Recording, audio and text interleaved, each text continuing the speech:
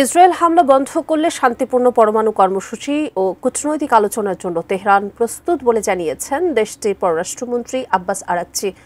যুদ্ধবন্ধের সম্ভাবনা উড়িয়ে দিয়ে ইসরায়েলের সেনাপ্রধান বলেছেন, দীর্ঘস্থায়ী অভিযানের জন্য তার দেশের প্রস্তুত থাকা উচিত।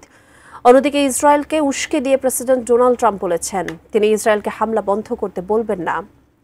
এদিকে ইসরায়েলি গোয়েন্দা সংস্থা মোসাদের সঙ্গে সংশ্লিষ্টতার অভিযোগে ৫৪ গুপ্তচরকে গ্রেপ্তার করেছে ইরানি কর্তৃপক্ষ। বিস্তারিত সঞ্জিদা সিলভিয়ার প্রতিবেদনে। ভয়াবহ আকার ধারণ করেছে ইসরায়েল ও ইরান সংঘাত। টানা ৯ দিনের পাল্টাপাল্টি হামলায় দু দেশেই নিহত হয়েছেন বহু বেসামরিক নাগরিক, বিধ্বস্ত হয়েছে বিভিন্ন স্থাপনা। শান্তি চেষ্টার মধ্যেই ইরানের রাজধানী তেহরানের কোম শহরে হামলা চালিয়েছে ইসরায়েল।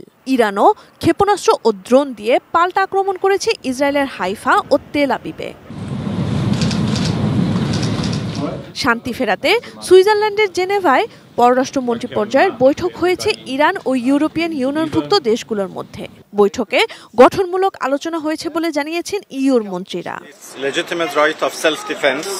বৈঠক শেষে ইরানের পররাষ্ট্রমন্ত্রী আরাকচি সাংবাদিকদের বলেন, ইসরায়েলের আগ্রাসন বন্ধ হলে এবং অপরাধীদের জবাবদিহির আওতায় আনা হলে ইরান আবারও কূটনৈতিকভাবে সমাধানে বিবেচনা করতে প্রস্তুত।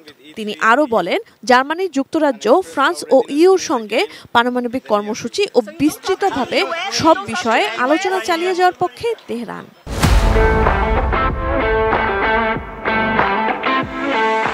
Higher IAEA safeguard system and the NPT itself.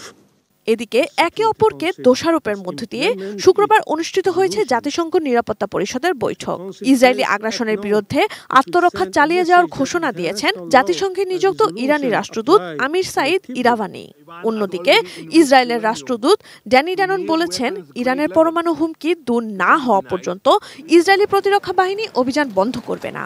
The confrontation between Israel and Iran is escalating rapidly. এ সময় চলমান সংঘাত বিশ্বকে নিয়ন্ত্রণহীন সংকটের দিকে নিয়ে যাচ্ছে বলে সতর্ক করেন জাতিসংঘ মহাসচিব অ্যান্টনিও গুতেরেস। বলেন, সংঘাত বাড়লে কেউ নিয়ন্ত্রণ করতে পারবে না। সব পক্ষকে শান্তিপূর্ণ সমাধানে পৌঁছানোর সুযোগ দেওয়ার আহ্বান জানান তিনি। অন্যদিকে ইসরায়েলি হামলা বন্ধে যুক্তরাষ্ট্রের হস্তক্ষেপ চেয়ে ইউরোপীয় কূটনীতিকদের জোর আহ্বানের প্রতিক্রিয়ায় শুক্রবার ট্রাম্প বলেছেন, এই অনুরোধ করা তার পক্ষে খুব কঠিন। কেউ পরাজিত হলে তাকে থামতে বলা সহজ হয়। তবে যুক্তরাষ্ট্র আলোচনার জন্য প্রস্তুত।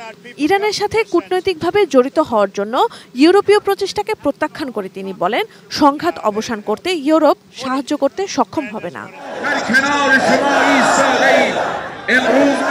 ইসরায়েলের সঙ্গে সংঘাতের মধ্যে শুক্রবার ইরানের বিভিন্ন শহরে বিক্ষোভ হয়েছে। ইসরায়েলের হামলার প্রতিবাদে মহাসড়কে নামেন লাখ লাখ মানুষ।